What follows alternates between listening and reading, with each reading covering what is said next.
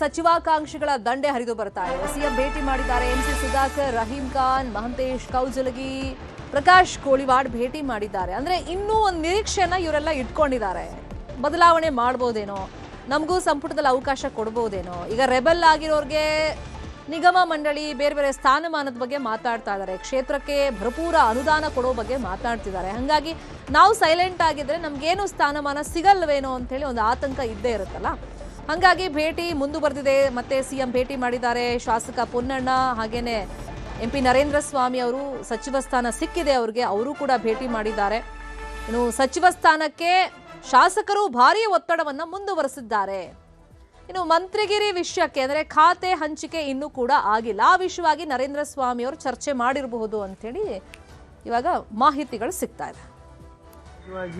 ಬೇಸರ ಆಗುತ್ತೆ, ಆದರೆ ರಾಜಕಾರಣದಲ್ಲಿ ಇವೆಲ್ಲ ಸಹಜವಾಗಿ ಆ ಸಂದರ್ಭದಲ್ಲಿ ನಮಗೆ ಬೇಸರ ಆಗ್ತಕ್ಕಂಥದ್ದಿದೆ. ಅದನ್ನು ನಾವು ಪಕ್ಷದ ಹಿತದೃಷ್ಟಿಯಿಂದ ನಾನು ಕೆಲವು ವಿಚಾರಗಳನ್ನು ನಾನು ವ್ಯಕ್ತಪಡಿಸಿದ್ದೆ. ಈಗ ನಾನು ಆವತ್ತೂ ಭಾಳ ಸ್ಪಷ್ಟವಾಗಿ ಹೇಳಿದ್ದೆ, 2028ಕ್ಕೆ ಮತ್ತೆ ನಾವು ಪಕ್ಷ ಒಗ್ಗಟ್ಟಾಗಿ ನಾವು ಕೆಲಸ ಮಾಡಬೇಕು ಮತ್ತು ಮತ್ತೆ ಪಕ್ಷವನ್ನು ಅಧಿಕಾರಕ್ಕೆ ತರುವಂಥದ್ದಕ್ಕೆ ನಾವೆಲ್ಲ ಒಟ್ಟಾಗಿ ಇರಬೇಕು ಅಂತಕ್ಕಂಥ ಮಾತಾಡಿದ್ದೆ. ಅದೇ ರೀತಿಯಾಗಿ ನನಗೆ AICC ನಮ್ಮ ಪ್ರಧಾನ ಕಾರ್ಯದರ್ಶಿಯಾಗಿರ್ತಕ್ಕಂಥ ಸುರ್ಜೇವಾಲ ಸಾಹೇಬರು ಮಾತಾಡಿದರು.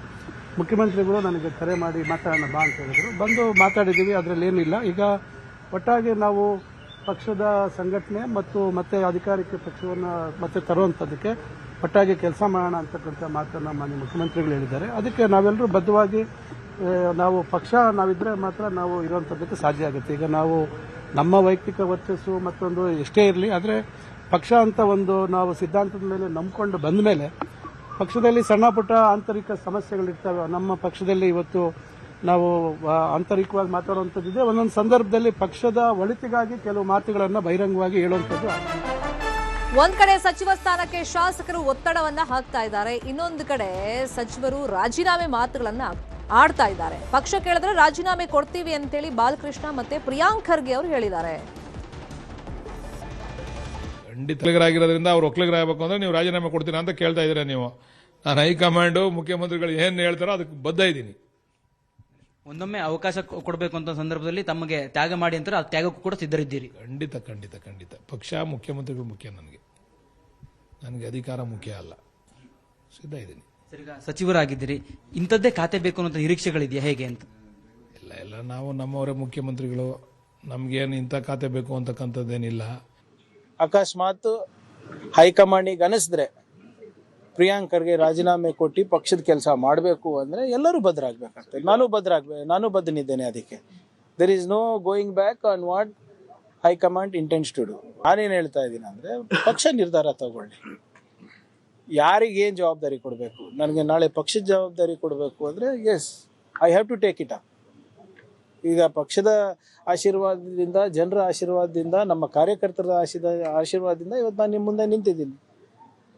ನಾನು ಇಲ್ಲಪ್ಪ ಸಾಕಾಯ್ತು, ನೀನು ಈಗ ಪಕ್ಷದ ಕೆಲಸಕ್ಕೆ ಹೋಗು ಅಂದ್ರೆ I have to do it. There is no choice. ಎಲ್ಲರಿಗೂ ಅನ್ವಯ.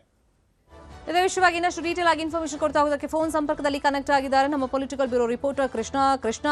ಶಾಸಕರು ಬಂದು ಭೇಟಿ ಆಗ್ತಿದ್ದಾರೆ ಅಂದ್ರೆ ಅವ್ರ ಬೇಡಿಕೆಗಳು ಅಥವಾ ಮನವಿ ಏನು, ಮತ್ತೆ ಸಚಿವರುಗಳು ಭೇಟಿ ಆಗ್ತಿದ್ದಾರೆ, ಅವ್ರ ರಿಕ್ವೆಸ್ಟ್ ಏನು? ಇನ್ನೊಂದು ಕಡೆ ಸಚಿವರು ರಾಜೀನಾಮೆ ಮಾತಾಡ್ತಿದ್ದಾರೆ ಅಂದ್ರೆ ಅವರಿಗೀಗ ವಿಶ್ವಾಸ ಇಲ್ವಾ? ಖಾತೆ ಹಂಚಿಕೆ ಆಗದೆ ಇರೋದ್ರಿಂದ ಮತ್ತೇನಾದ್ರೂ ಹೈಕಮಾಂಡ್ ಸೂಚನೆ ಕೊಡಬಹುದು ಅಂತ ಏನಾದ್ರೂ ನಿರೀಕ್ಷೆಗಳು ಇಟ್ಕೊಂಡಿದಾರಾ?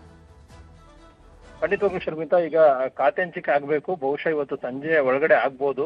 ಈ ಬಗ್ಗೆ DK ಶಿವಕುಮಾರ್ ಕೂಡ ಈಗಾಗಲೇ ತೀರ್ಮಾನ ತೆಗೆದುಕೊಂಡಿದ್ದಾರೆ.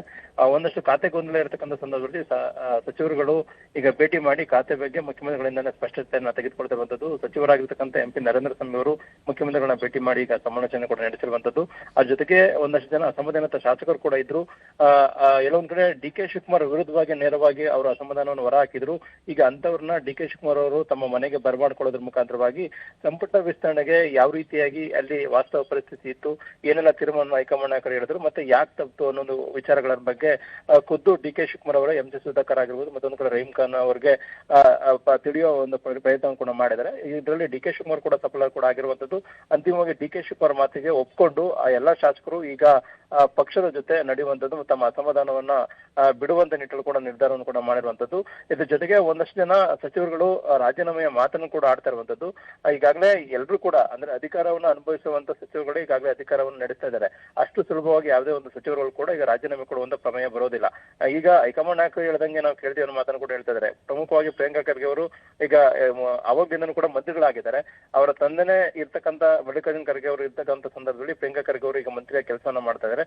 ಯಾವುದೇ ಕಾರಣಕ್ಕೂ ಕೂಡ ಮಲ್ಲಿಕಾರ್ಜುನ್ ಖರ್ಗೆ ಅವರು ಕೂಡ ತಮ್ಮ ಪುತ್ರ ಪ್ರಿಯಾಂಕಾ ಖರ್ಗೆ ಅವರು ರಾಜೀನಾಮೆ ಕೊಡುವಂತ ವಿಚಾರ ಕೂಡ ಅವರೇನು ನಿರ್ಧಾರವನ್ನು ಕೂಡ ಮಾಡೋದಿಲ್ಲ. ಆದ್ರೆ ಈಗ ಹೈಕಮಾಂಡ್ ನಾಯಕರು ಕೂಡ ಮತ್ತೊಮ್ಮೆ ಸಂಪುಟ ವಿಸ್ತರಣೆ ಮಾಡುವಂತದ್ದು ಅಥವಾ ಡಿ ಕೆ ಶಿವಕುಮಾರ್ ಅವರು ಸಂಪುಟ ಬದಲಾವಣೆ ಮಾಡುವಂತ ವಿಚಾರದಲ್ಲೂ ಕೂಡ ಕೈ ಹಾಕೋದಿಲ್ಲ. ಯಾಕಂದ್ರೆ ಈಗಿರ್ತಕ್ಕಂಥ ಗೊಂದಲಗಳನ್ನ ಸರಿಪಡಿಸಿ 19-20 ತಿಂಗಳ ಕಾಲ ಆಡಳಿತವನ್ನು ಕೊಟ್ಟು ಅಂತಿಮವಾಗಿ 2022 ಚುನಾವಣೆಯಲ್ಲಿ ಒಗ್ಗಟ್ಟಿಂದ ಹೋಗೋದ್ರ ಮುಖಾಂತರವಾಗಿ ಚುನಾವಣೆ ಗೆಲ್ಲುವಂತ ನಿಟ್ಟಿನಲ್ಲಿ ಏನೆಲ್ಲ ತಂತ್ರಗಾರಿಕೆಯನ್ನ ಮಾಡಬೇಕು, ಏನೆಲ್ಲ ಸಮಾಧಾನ ಮಾಡಬೇಕು, ಆ ಒಂದು ನಿಟ್ಟಿನಲ್ಲಿ ಮಾತ್ರ ಡಿ ಕೆ ಶಿವಕುಮಾರ್ ಪ್ರಯತ್ನವನ್ನ ಮಾಡ್ತಿದ್ದಾರೆ. ಆದ್ರೆ ಈಗ ಎಲ್ಲ ಶಾಸಕರು ಹೇಳ್ತಾ ಇದ್ದಾರೆ ಅನ್ನೊಂದು ಕಾರಣಕ್ಕೋಸ್ಕರವಾಗಿ ಸಂಪುಟ ವಿಸ್ತರಣೆ ಅಥವಾ ಬದಲಾವಣೆ ಮಾಡುವಂತ ಗೊಂದಲಕ್ಕೆ ಹೋಯ್ತು ಅಂದ್ರೆ ಇನ್ನೂ ಕೂಡ ಗೊಂದಲ ಏರ್ಪಡುವಂತ ಸಾಧ್ಯತೆ. ಆದ್ರೆ ಸದ್ಯಕ್ಕೆ ಅಸಂಬಂಧಿತ ಶಾಸಕರನ್ನ ಸಮಾಧಾನ ಪಡಿಸುವಂಥದ್ದು, ಮತ್ತೊಂದು ಕಡೆ ಖಾತೆ ಹಂಚಿಕೆ ಮಾಡುವಂತದ್ದು, ಅದ್ರ ಜೊತೆಗೆ ಯಾವುದೇ ರೀತಿಯಂತ ಸಮಸ್ಯೆ ಇಲ್ಲದೇನೆ ಈಗ ಆಗಸ್ಟ್ 13ನೇ ತಾರೀಕಿಂದ ಶುರುವಾಗುವಂತ ಅಧಿವೇಶನಕ್ಕೆ ಒಟ್ಟಾಗಿ ಹೋಗುವಂತ ನಿಟ್ಟಿನಲ್ಲಿ ಮಾತ್ರ ಡಿ ಕೆ ಶಿವಕುಮಾರ್ ತಮ್ಮ ತೀರ್ಮಾನವನ್ನು ತೆಗೆದುಕೊಂಡಿರುವಂತದ್ದು. Sharmita, thank you Krishna.